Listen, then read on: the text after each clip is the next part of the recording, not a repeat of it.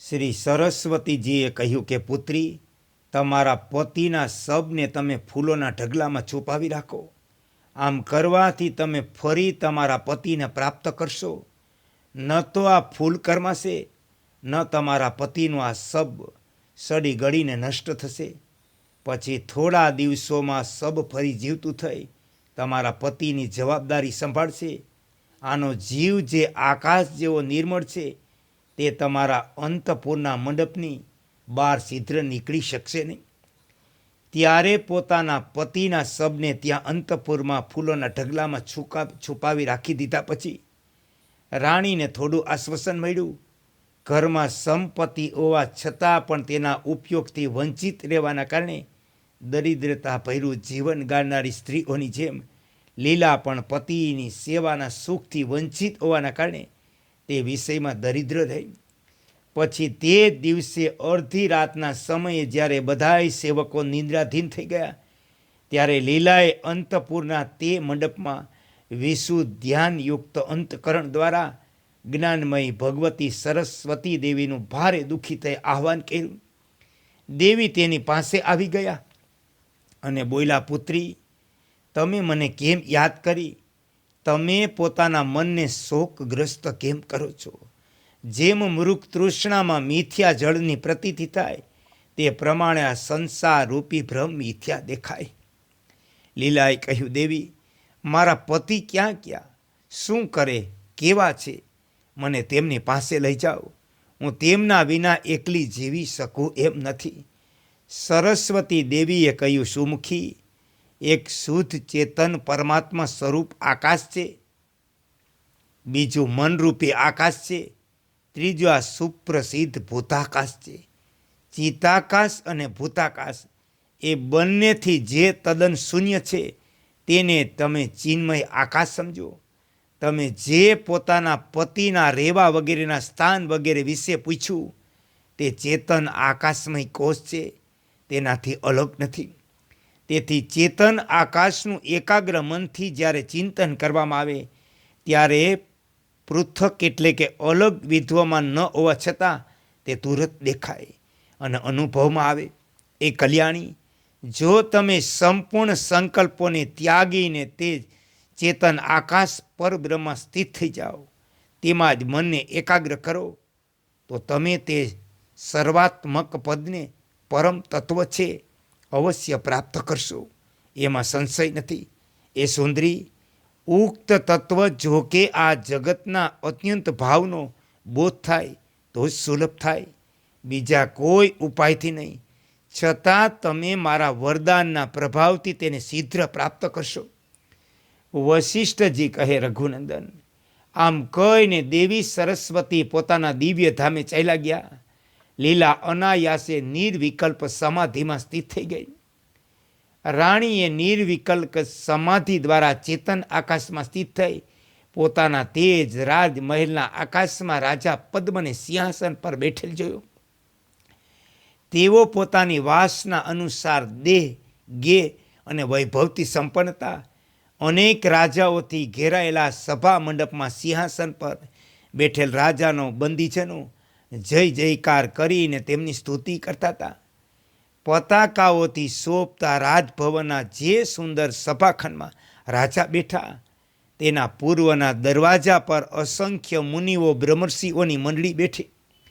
દક્ષિણ દ્વાર પર અસંખ્ય રાજા મહારાજા વિદ્વમાન, પશ્ચિમ દ્વાર પર અગણિત સુંદર લલ્લાઓનો સમુદાય શોભી રહ્યો.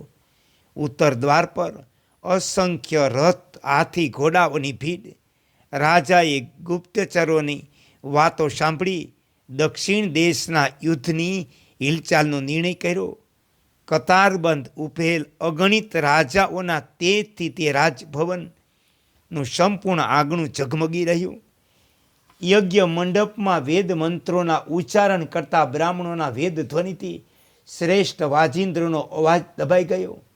અનેક સામંતો આરંભમાં મંદ ગતિથી ચાલનારા ઉત્તમ કાર્યમાં સામેલ હતા. અનેક શિલ્પીઓના નાયકો ત્યાં અનેક નગરોના નિર્માણની તૈયારીમાં લાગેલ હતા. તે સમયે આકાશ સ્વરૂપા લીલાએ તે આકાશ સ્વરૂપિણી રાજસભામાં પ્રવેશ કર્યો. જેમ બીજાના સંકલ્પથી નિર્મિત થયેલી નગરીને બીજો જોઈ શકતો નથી, તે જ પ્રમાણે પોતાની આગળ આગળ વિચરતી લીલાને તે સભાના લોકોમાંથી કોઈએ ન જોઈ. ત્યાં તેણે પોતાના તે જ બધા લોકોને સભામાં બેઠેલ જોયા, જે પહેલાં જોયેલ હતા. જાણે તે બધા જ રાજાની સાથે એક નગરમાંથી બીજા નગરમાં ચાલ્યા આવ્યા. જે પહેલાં જ્યાં બેસતા હતા તે ત્યાં જ બેઠા હતા, તેવું તેમનું આચરણ હતું. લીલાએ તેમને પહેલાં જોયા. તે જ બાળકો, તે જ મંત્રીઓ, તે જ સામંત રાજાઓ, તે જ વિદ્વાનોને, તે જ વિદૂષકો અને તે જ પહેલાંના સેવકો જોયા. ત્યાર પછી તેણે થોડા બીજા પંડિતો સુહદોને જોયા, જે તદ્દન નવા હતા, પહેલાં કદી જોયા નહોતા. તેમનો વ્યવહાર પણ પહેલાંથી થોડો જુદા જેવો લાગ્યો. ઘણા નગરજનો, બીજા લોકો પણ અપરિચિત જોવા મળ્યા. પેલાની બધી પ્રજા સગડાએ નગરજનોને ત્યાં જોઈને સુંદરી લીલા ચિંતાગ્રસ્ત થઈ ગઈ. તે વિચારવા લાગી, શું તે નગરમાં રહેનારા બધા મરી ગયા? પછી સરસ્વતી દેવીની કૃપાથી જ્ઞાન પ્રાપ્ત થયું. તેની સમાધિ છૂટી ગઈ. તેણે ક્ષણવારમાં પેલાના અંતપુરમાં ઉપસ્થિત થઈ ગઈ. તેણે ત્યાં અડધી રાતના સમયે બધાય લોકોને અગાઉની જેમ સૂતેલા જોયા. પછી તેણે નિંદ્રાધીન સખીઓને જગાડીને કહ્યું, મને ભારે દુઃખ થઈ રહ્યું, તેથી તમે લોકો સભા ભવનમાં મને સ્થાન આપો. જો હું પતિદેવના સિંહાસનની પાસે બેસું, સગડાએ સભાસદોને ત્યાં પૂર્વવત ઉપસ્થિત જોઉં, તો જ જીવિત રહીશ, અન્યથા નહીં.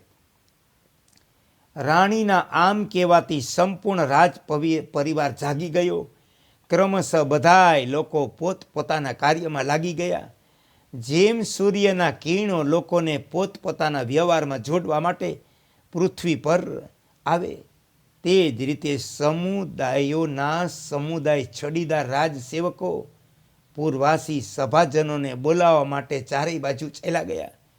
બીજા બીજા સેવકો આદરપૂર્વક સભા ભવનની એ રીતે સફાઈ કરવા લાગ્યા. જેમ શરદ ઋતુના દિવસો વાદળોથી મલિન થયેલા આકાશને સ્વચ્છ કરે, જેમ મહાપ્રલય પછી જ્યારે ત્રિલોકની પુનઃરચના થાય, ત્યારે બધાય લોકપાલો પોતપોતાની દિશાઓમાં નિમાઈ જાય, તે જ પ્રમાણે નિર્દોષ મંત્રીઓ, સામંતો તે રાજ્ય ભવનમાં પોતપોતાના સ્થાને આવીને બેસી ગયા. રાજાના સિંહાસનની પાસે રાણી લીલા એક નવા સોનાના વિચિત્ર આસન પર બેસી ગઈ. તેણે પેલાની જેમ જ યથાસ્થાન બેઠેલ. પૂર્વ પરિચિત બધાય રાજાઓ, ગુરુજનો, શ્રેષ્ઠ પુરુષો, મિત્રો, સદસ્યો, સુહદો, સંબંધીઓ અને બંધુ બાંધવોને જોયા. રાજાના રાજ્યમાં નિવાસ કરનારા બધાય લોકોને ત્યાં પૂર્વ જોઈ રાણીને બહુ પ્રસન્નતા થઈ. હે કૃષ્ણ, હે કૃષ્ણ, હે કૃષ્ણ.